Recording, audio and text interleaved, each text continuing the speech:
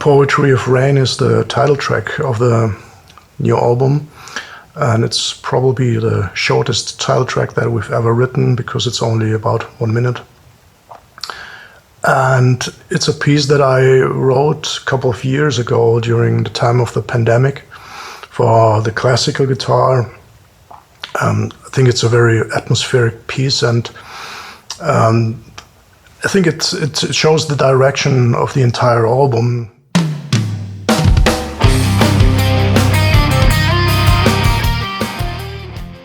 The Art of Giving In is the actual opener of the album, and it's a pretty upbeat song, but with a lot of odd meters in it, and it's a challenge to play this song. And we have a fine keyboard solo by our keyboard player Markus Steffen, and great drumming by Dirk Brandt as well. The lyrics are about the condition of mankind, the world we are living in, all the strange and horrific things we have to deal every day. And it's interlinked, and it's loosely based on the ancient myth of Icarus. Icarus flying too close to the sun, burning his wings and falling deep into the ocean. And this is probably the way I see the world today, because I think mankind is flying too close to the sun and we're about to burn our wings. But the end of the song isn't that pessimistic. It ends in a major key. So I think there's also hope.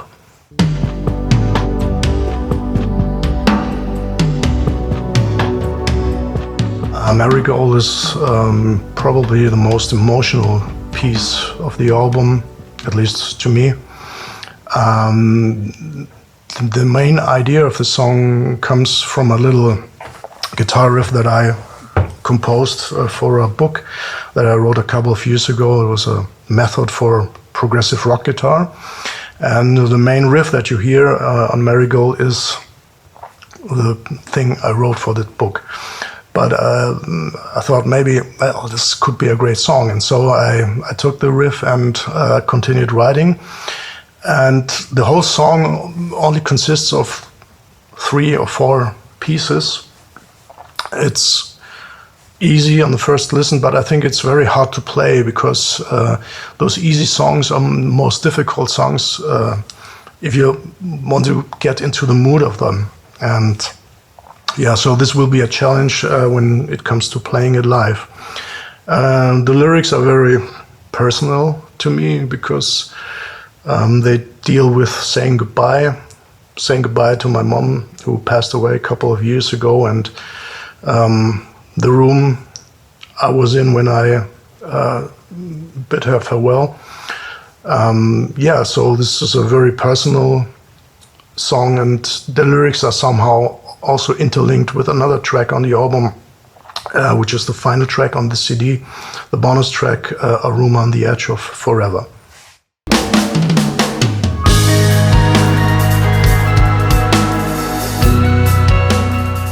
Slither, The Sheltered Garden is next song on the album. It's also the first single which we released, and we also shot a video for it back in July. It has a very dark atmosphere, and also it's more on the progressive side, let me say that. And the lyrics are based on a little incident of my childhood when I was playing soccer in the garden of the house where I grew up, and I got a little splinter of metal in my eye. And I remember it really hurt so bad, and wasn't that dramatic, but you know, I was a kid. And it's something I would never forget in my life. And so next day I went to the hospital, and they took it out of my eye, and everything was fine again. So this is the main idea of the lyrics. It deals with things in your childhood, and things that won't ever let go of you, and things you will always remember.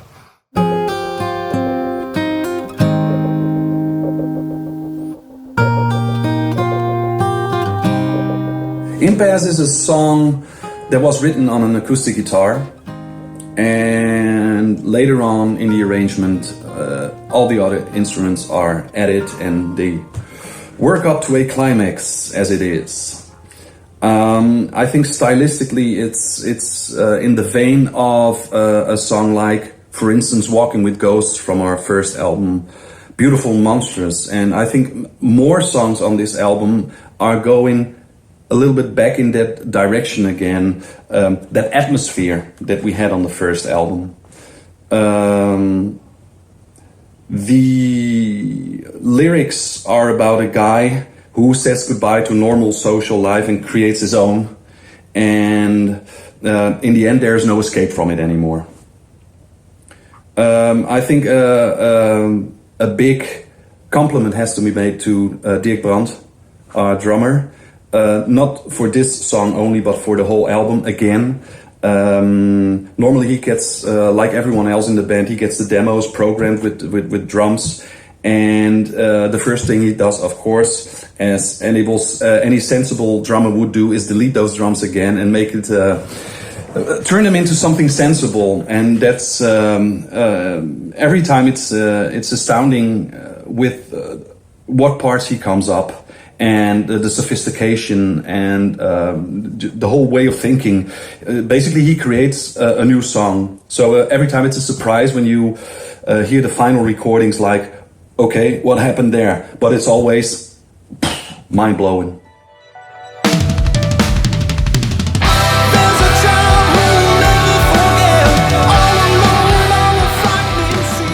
Embers Part 2, Water Wings. Well, if there's a part 2, there must be a part 1 as well, don't it? And there is. We released Embers Part 1, Your Secret Safe With Me, on our 2011 album Touchstones. And basically the lyrics retell the story of the first part. We were lucky enough to have David Bettok on board again. And since he was involved in creating the first part with us as well, it was a no-brainer for him to come up with the parts that he came up with, which are brilliant again. And he wrote an intro, an outro, and everything in between he was involved in as well. Fantastic work again. Here and there, of course, he put in little themes of the first part again, without really repeating stuff.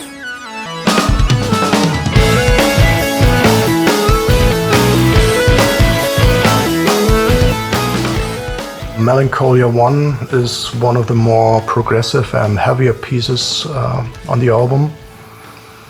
It starts off with a keyboard theme, but it's actually played by a guitar using a synth sound. So when it comes to playing this piece live, our keyboard player Markus will have to take over from there. It begins with to me, a really uplifting mood in a major key. And as the song develops, it turns into a minor key, and the theme that you can hear in the beginning of the song reappears in the end, and where it is embedded in a minor harmony. So I think it's a really interesting development that song goes through, and the lyrics are based on that famous painting by Renaissance master Albrecht Dürer. It's called Melancholia 1. There's also Melancholia 2 and 3. But this particular painting was really haunting me because it's so hard to decode. You can see the figure, the representation of melancholy, and there's a lot of things going on, and it's hard to understand what is meant by that, at least from our point of view a couple of years later. And so the lyrics are dealing with that painting, or let me say with this figure of melancholy, and the idea of melancholy as an engine for creating art, creating music, whatever. And yeah, that's what this song is about. Hold on to my hand, then close your eyes, cause they've already seen too much. A wound is a place to let light in. Yes, a slightly calmer song this time, of which there are more on this album. It originated as a piano tune, which is later joined by guitar and bass that play the same theme, and then the whole band kicks in.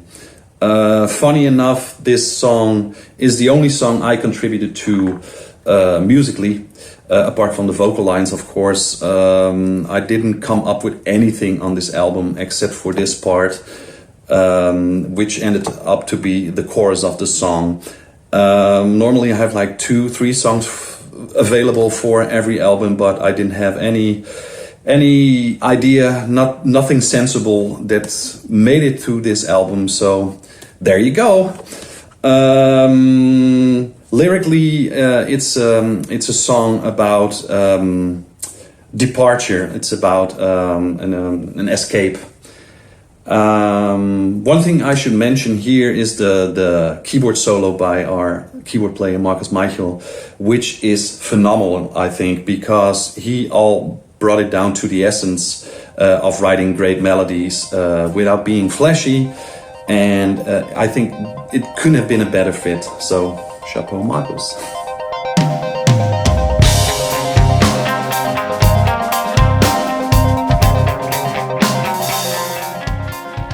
The last of its kind. Basically, a sequence, a theme, and the band working its way around it. Of course, it has those stylistic components again, like the clean and hard guitars and the choirs and the atmospheric keyboards that basically sum up the whole Poetry of Rain album. However, the lyrics are something different this time. It's about the critically endangered northern white rhino. So it's more of a protest song, I guess. We haven't done it like this before, so I thought it was a very welcome and interesting difference. For me, the highlight of the song, of course, is the sax solo by Marek Arnold. He became a good friend of the band over the years, and every now and then we ask him again to be part of one of our songs. This time he also, luckily for us, said yes and contributed this fantastic sax solo. We know Marek, of course, from bands like 7 Steps to the Green Door, Flaming Row. Thank you, Marek. Top job, brother. We also must not forget our new bass player, Martijn Horsten, who did a fantastic job. He had almost no pointers from us. He was sitting in his little room in Holland and recorded the bass all by himself without any of the band members involved, and came up with brilliant bass parts on the whole album. So thank you again, Martijn, for joining us. You gave our band extra power, extra groove, and welcome aboard, brother.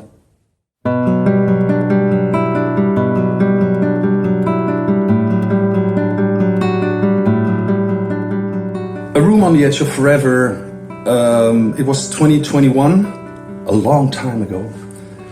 And we were in the middle of the pandemic, didn't know what to do. We were on our asses like most bands, like in some sort of shock.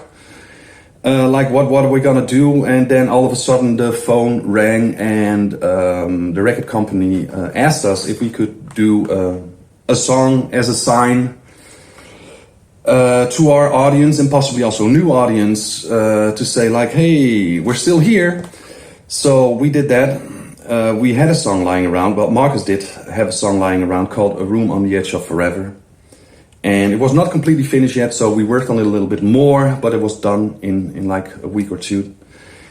And we traveled to Freising, to the farm studios, and recorded the song there, and afterwards also the video. All done in one weekend. And yeah, we talked a little bit with the record company at that time, saying like it makes no sense to release a full-time album at this moment in time, because everyone in the whole music industry was releasing albums. So we were like a little bit afraid that our album would be one of many and drown in a sea of releases. Lyrically, This song is a little bit in the vein of Marigold. It deals with loss and parting again. That seems to be like an ongoing theme through our career. We asked David Bertok again to add a little extra because, like I said, we released this one as a single and now we have it on the album also. So we wanted to give it a little bit more bells and whistles, and he added some keyboard parts and some piano and made it sound like a brand new song. Whoa!